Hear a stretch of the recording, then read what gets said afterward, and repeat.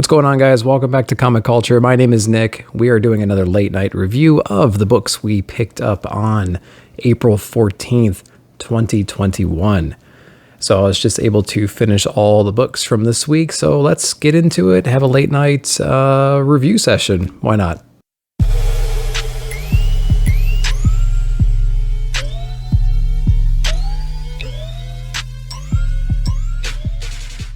All right, guys, let's get into our review. And of course, for our late night reviews, we never forget the dark roast, so you don't mess with tradition. Remember that, folks. Okay. Bueller Bob, always thinking about you guys. So we got some really good books this week. Let's start with our independents. We have Canto, City of Giants, #1. This is IDW. So again, if you really like Kanto, you're really going to enjoy this particular one. Again, it's another issue full of heart. It's another issue that kind of deals with, the level of friendship that Kanto has with pretty much everything.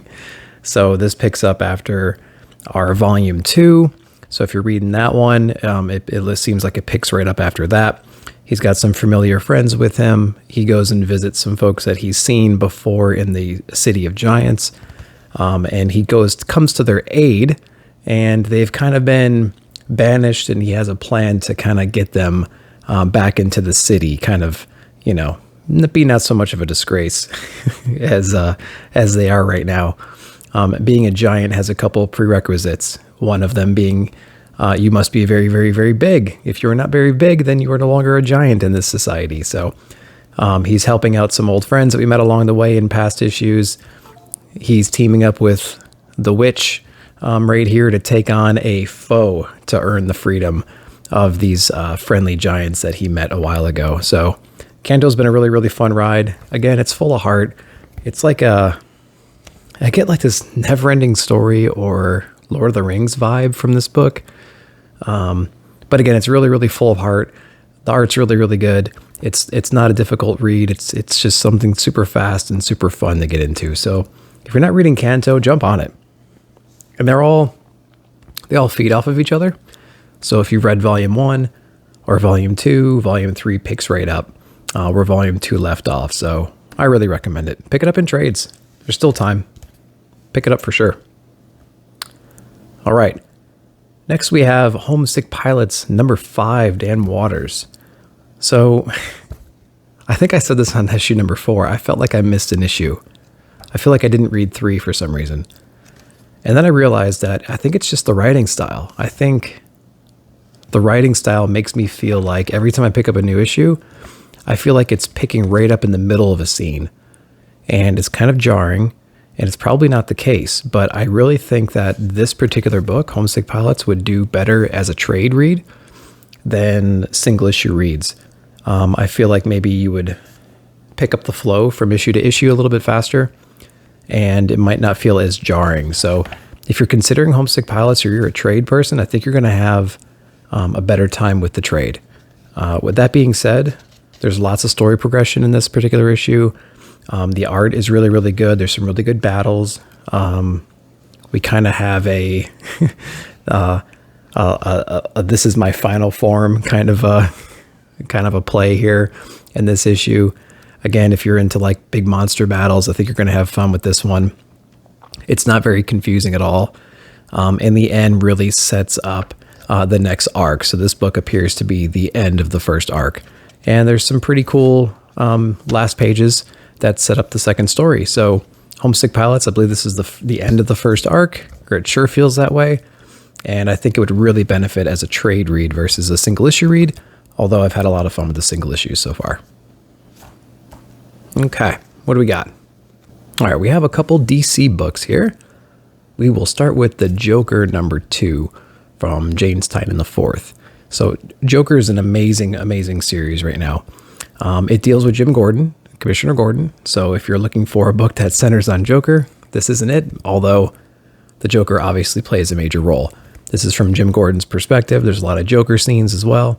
And in this issue, we actually get an encounter with Batman. So Jim Gordon is in an unusual situation. He kind of gets picked up by these fancy people.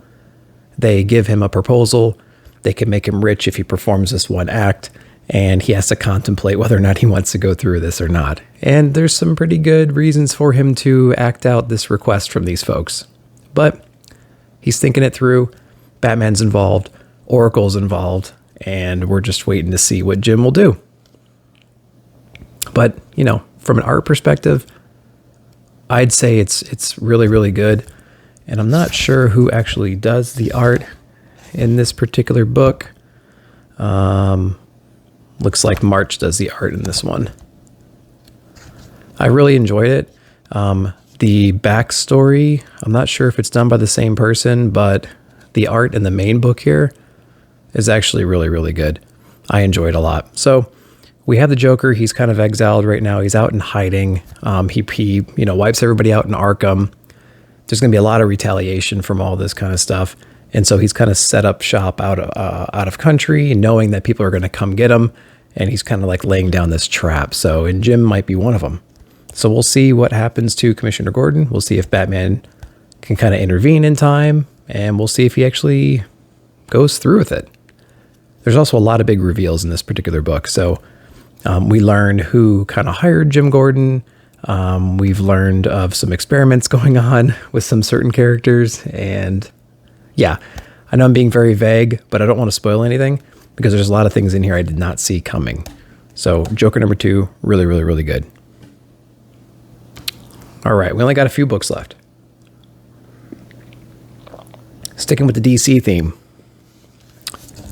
Batman the Detective, number 1 of 6. I believe this is Tom Taylor.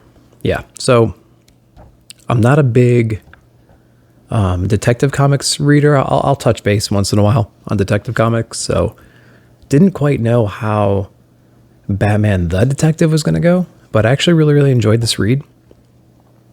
We start off kind of mid-scene with some terrorists appearing to blow up a plane. They're successful. There's some intervention there, but not a whole lot. Batman gets wind of it. He's trying to track these people down. And there's a really, really cool fight that he has. And I'll just say that if it wasn't for John Constantine, he wouldn't be so successful with this particular fight. I won't go into spoilers, but I'm a big Constantine fan, and I really appreciated these few panels in here. The art is interesting. The Batman we have in this one is a little bit older, a little more grizzled, a little more bulky. So if you like your Batman a little bit more bulky and a little bit more mature, then I think you'll like this one a lot. So he's kind of having a revelation of, has my legacy really amounted to anything? Have I really saved anybody? Have I really made the city better, the world better? And so he's kind of contemplating his legacy a little bit, and someone is directly trying to undo his legacy in a certain way. So we're trying to learn what that means in Batman the Detective, number 1 of 6, Tom Taylor. So I like this one. I'll keep picking it up. All right. A few more books. We have Thor 14, Sir Cates. This appears to be either the end of the arc or one right before. It says Prey Finale on it, so it appears to be the end of the arc. So, in this one, we've been kind of seeing Donald Blake just run through all of Asgard, run through everybody. Doesn't matter who they are. Just kind of kicking everyone's butt. So this is kind of the last battle that we have. Thor's entering the game right now. He's got that armor on. Odin's around. All the other heroes are around from Asgard. Beta Ray Bill makes an appearance. Throg is back. Mjolnir is back. And it's just really kind of a final battle between all those folks and Donald Blake. And we get some cool Loki and Doctor Strange scenes in here.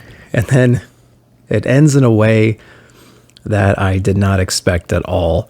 So if you've read this book, Thor number 14, and you read the very last few panels and you have a big knowledge about Loki and Thor and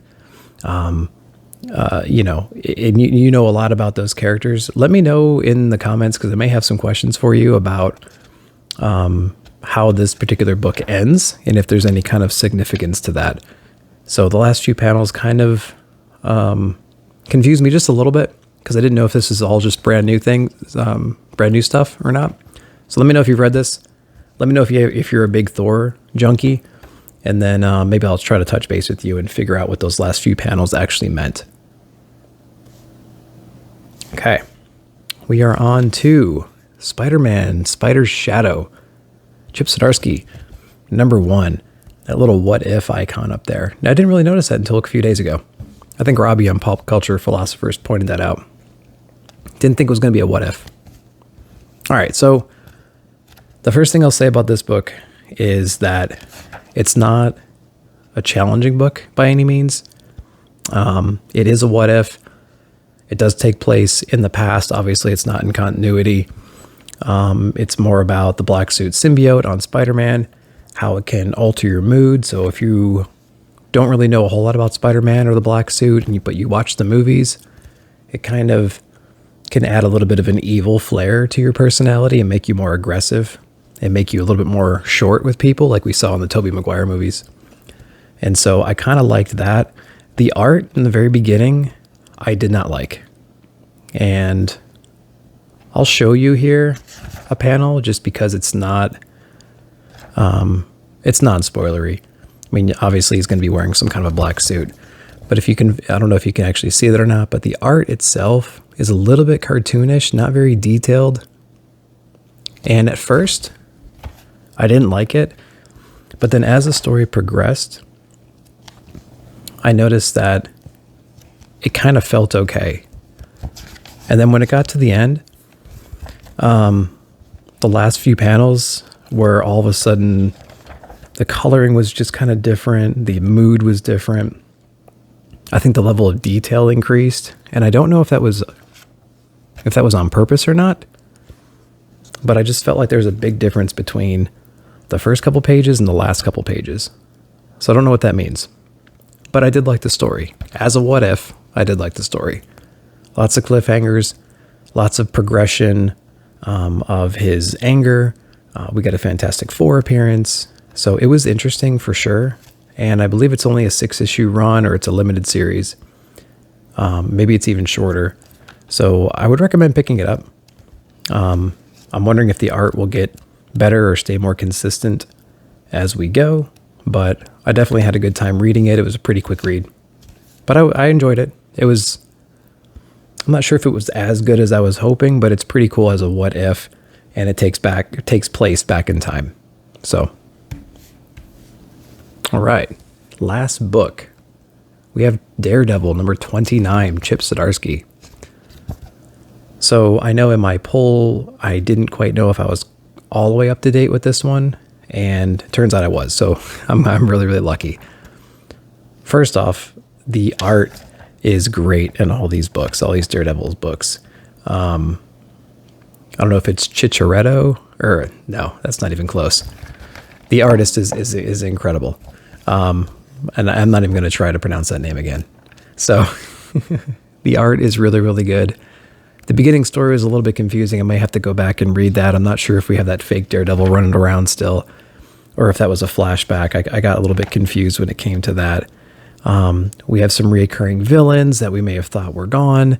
We have Wilson Fisk doing the Wilson Fisk things. We got some amazing battles. We got some good Elektra moments. She's kind of mentoring that child she saved from the King in Black from those battles. So she's kind of mentoring that kid, trying to tell her the difference between, being weak and being taken out by powerful people or becoming a powerful person. So she kind of takes her out on the street and kind of shows her what that means.